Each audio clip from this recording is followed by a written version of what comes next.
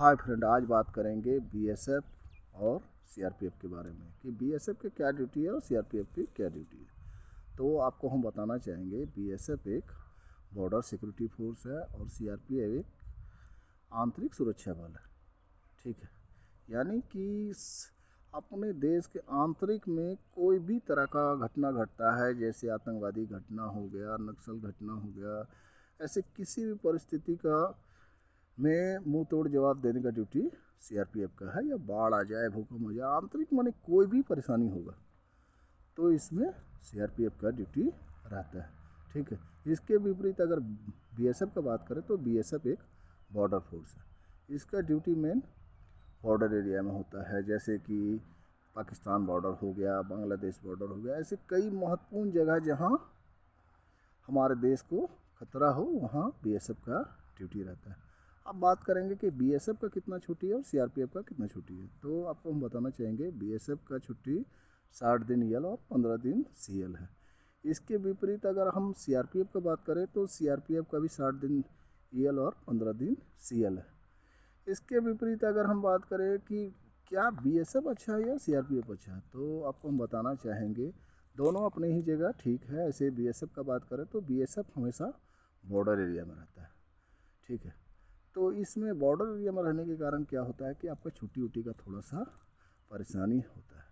इसके विपरीत अगर आप सीआरपीएफ का बात करें तो सीआरपीएफ क्या है कि आंतरिक सुरक्षा में रहता है, तो इसलिए इसका ज़्यादातर ड्यूटी आंतरिक सुरक्षा में रहता है, इसलिए आपको छुट्टी उट्टी का थोड़ा सा समस्या कम होता है, क्योंकि आप का कोई फिक्स ड्यूटी नहीं है, जबकि बीएसएफ का एक फिक्स ड्यूटी है। ठीक है, अगर अलाउंस का बात करें तो अलाउंस के मामले में भी बीएसएफ जो माने बॉर्डर एरिया जो सबसे ख़तरनाक है वहाँ बीएसएफ का अलाउंस ज़्यादा रहता है।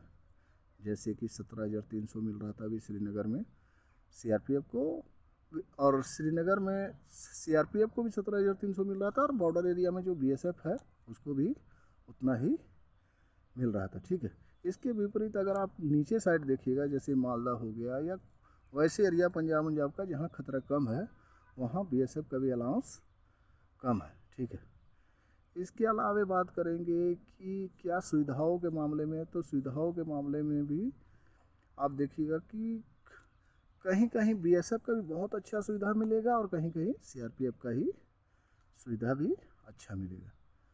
तो कुल मिला के बात करेंगे कि बीएसएफ और सीआरपीएफ दोनों ही अपने अपने जगह ठीक है, लेकिन आपको ज़्यादातर मान के चलिए कि सीआरपीएफ में ही ज़्यादा फैसिलिटी मिलेगा, क्योंकि सीआरपीएफ क्या है कि इसका ड्यूटी का कोई फिक्स नहीं है। ये संसद भवन में भी है, ऐसे कई जगह हैं जहाँ की वीआईपी है उनके साथ चल रहा है, तो ऐसे आपको फैसिलिटी का मिलने का ज़्यादा चांस रहता है और आप घर के नज़दीक भी रह सकते हैं। ठीक है, इसके विपरीत बीएसएफ का क्या है कि आप ज़्यादातर बॉर्डर एरिया में रहेंगे तो आपको घर का के नज़दीक रहने का मौका बहुत ही कम मिलता है। रेयर मान के चलिए कि कोई ऐसी परिस्थिति में आप घर के नज़दीक जा सकते हैं, नहीं तो मान के चलिए कि आपका ज़्यादातर आप घर से दूर ही रहेंगे। जबकि सीआरपीएफ में क्या है कि आप घर के नज़दीक जा सकते हैं, जैसे कि अगर आपके क्षेत्र में कोबरा है, आरएफ है, ऐसे कई तरह के सीआरपीएफ में ऑप्शन मिल जाता है, जिसमें कि आप अपना पोस्टिंग दे के या उसके लिए आप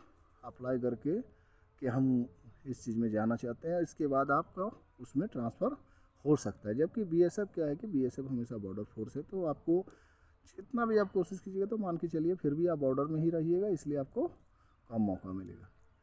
ठीक है, धन्यवाद।